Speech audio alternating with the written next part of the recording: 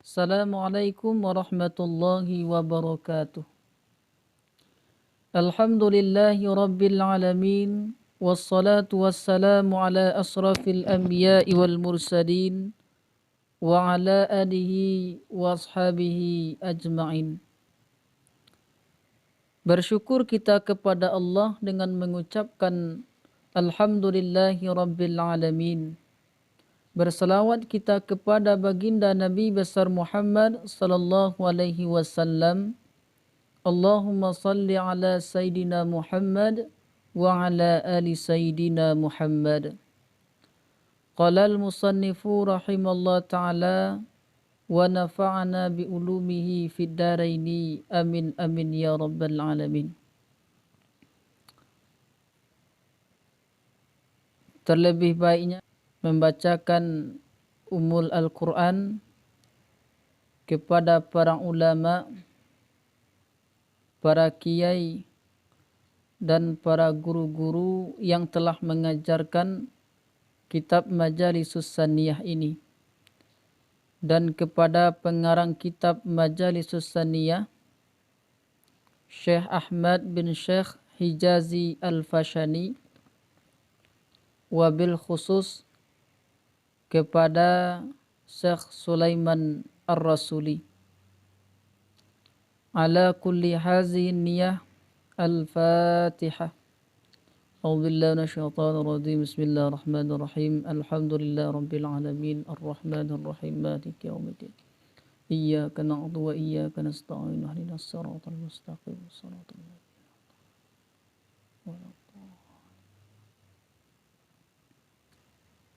Adapun pada kesempatan ini kita akan mengkaji tentang kitab Majalisus Saniyah.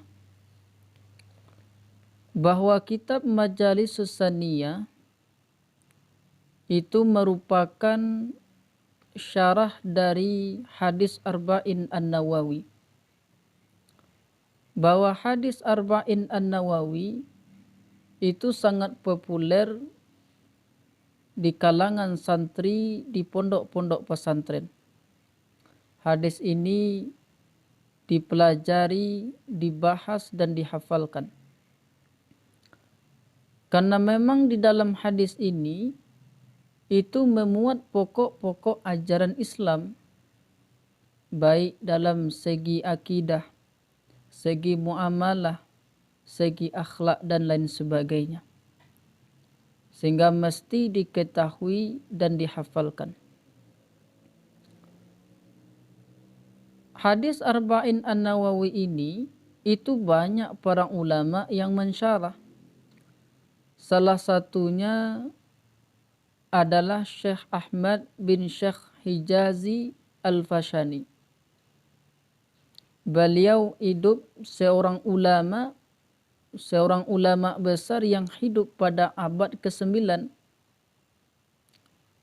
yang beliau beri nama kitab Majalisus Saniyah fil kalami alal arba'in an-nawawiyah. Selain beliau mensyarah hadis Arba'in An-Nawawi satu persatu, beliau juga mendatangkan kisah-kisah dan nasihat-nasihat yang menarik, sehingga para pembaca sangat mudah meresapi makna-makna hadis tersebut. Ini adalah salah satu kelebihan dari kitab Majalisus Saniyah.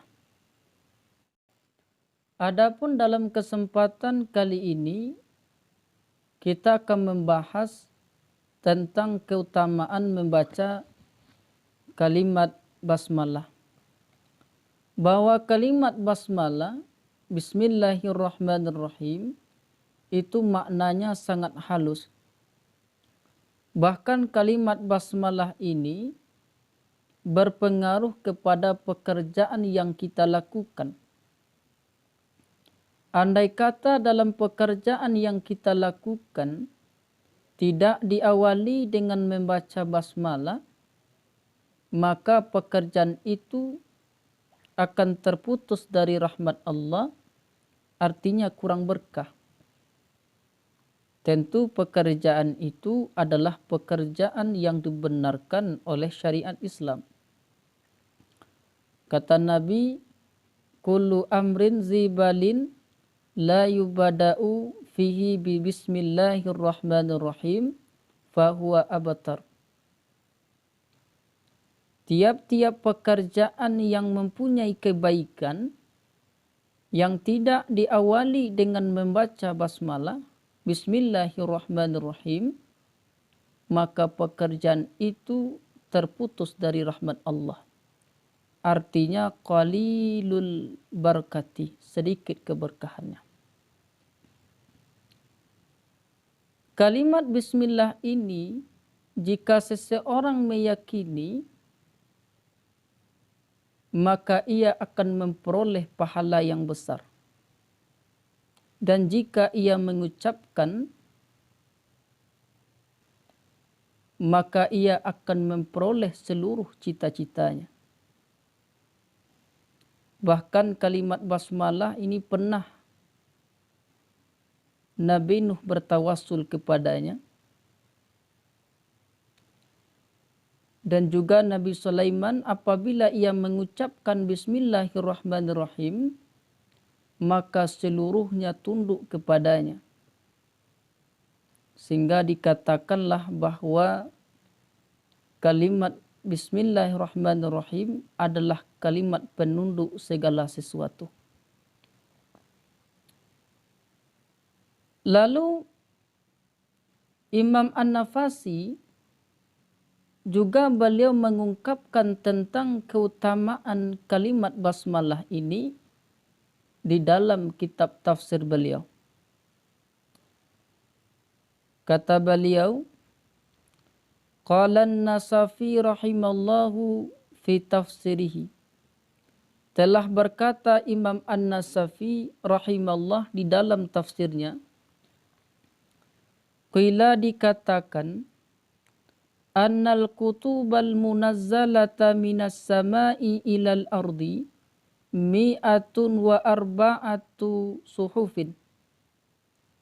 Bahwa sesungguhnya kitab yang diturunkan dari langit kepada bumi berjumlah 104 suhuf. Syith situna Nabi Sif itu 60 suhuf. Wa suhufu Ibrahim thalathuna, dan Nabi Ibrahim 30 suhuf.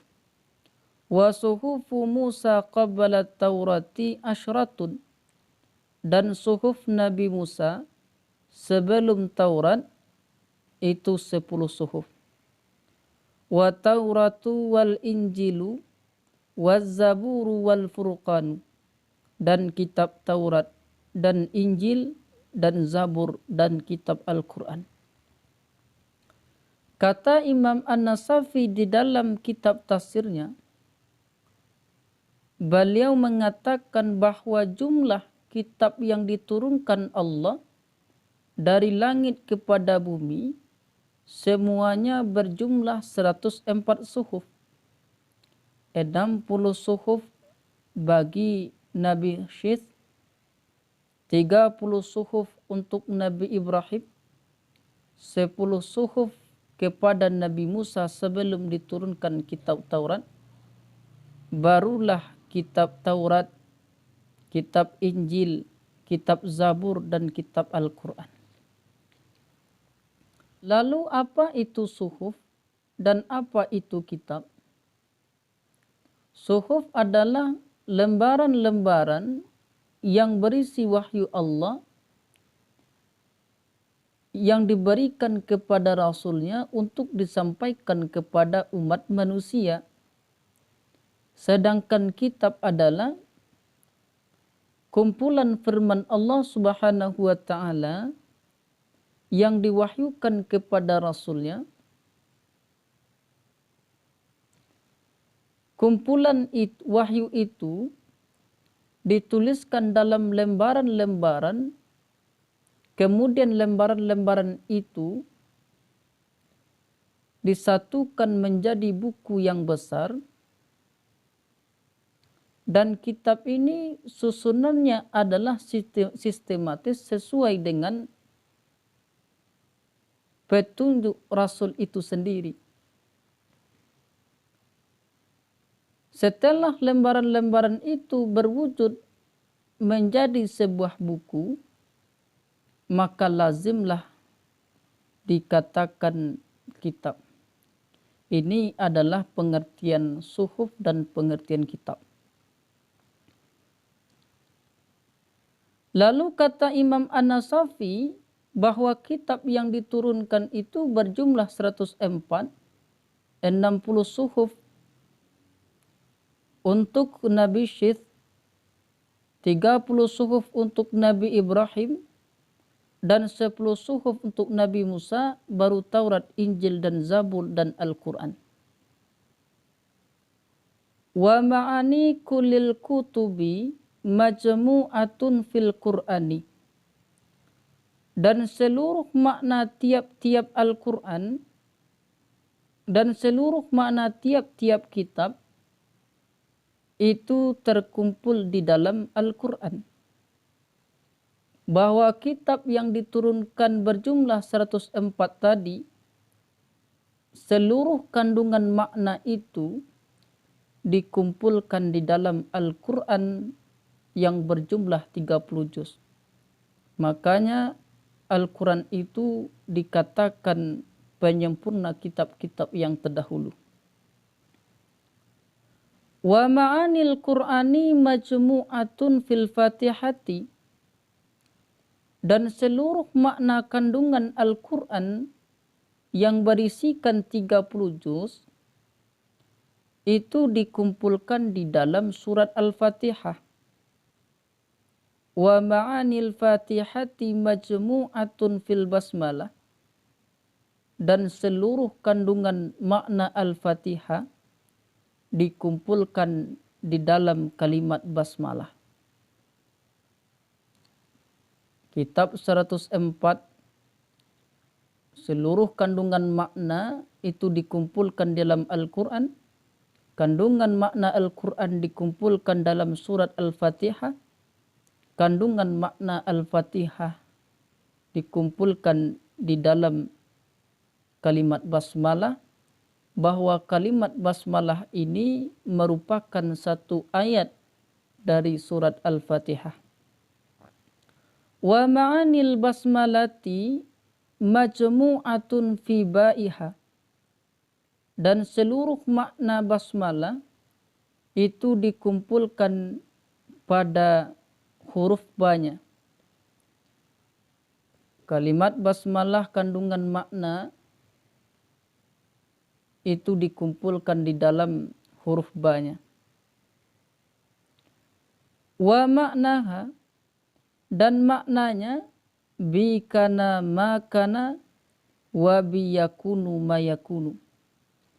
Dengan aku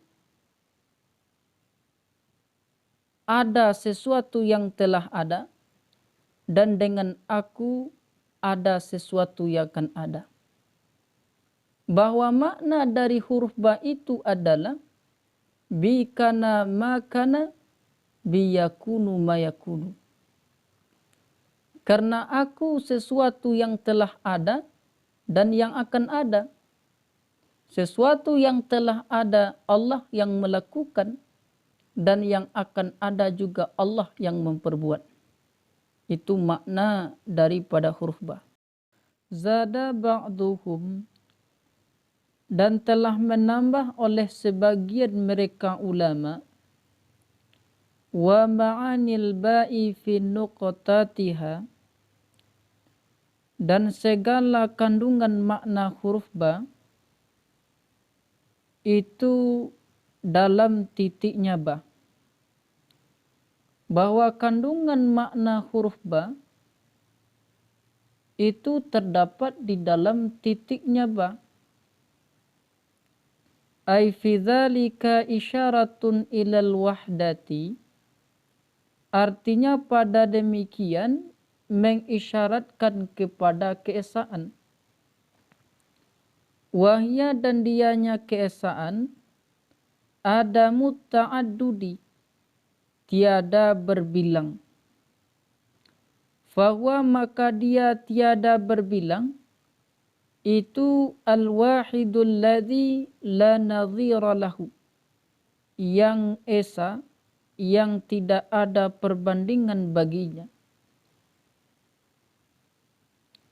Bahwa makna titik ba yang terdapat di dalam kalimat Bismillahirrahmanirrahim itu mengisyaratkan kepada keesaan. Artinya bahwa Allah Subhanahu wa taala Maha Esa, tidak ada satu makhluk pun yang mampu menanding,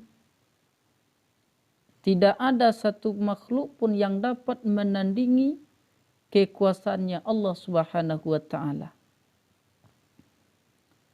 Wa adadu hurufil basmalati rasmiyati tis'ata asyara hurfan.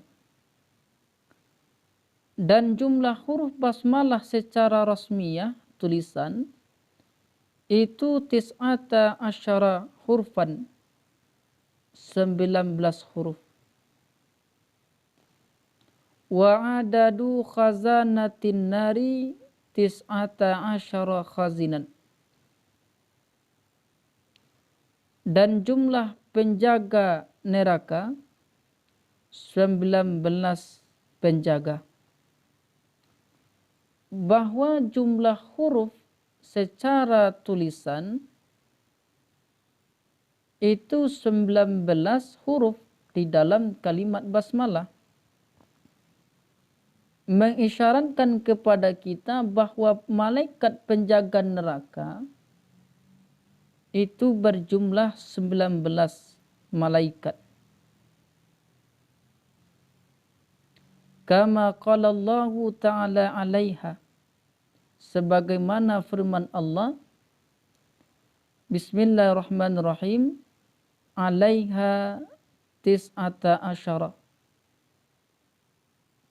Dalamnya di atasnya neraka itu ada 19 penjaga. Bahwa 9 penjaga itu dikhabarkan Allah di dalam Al-Quran. Allah beritahukan di dalam Al-Quran, 'alaiha tis'ata asyara, bahwa yang menjaga neraka itu berjumlah 19 malaikat.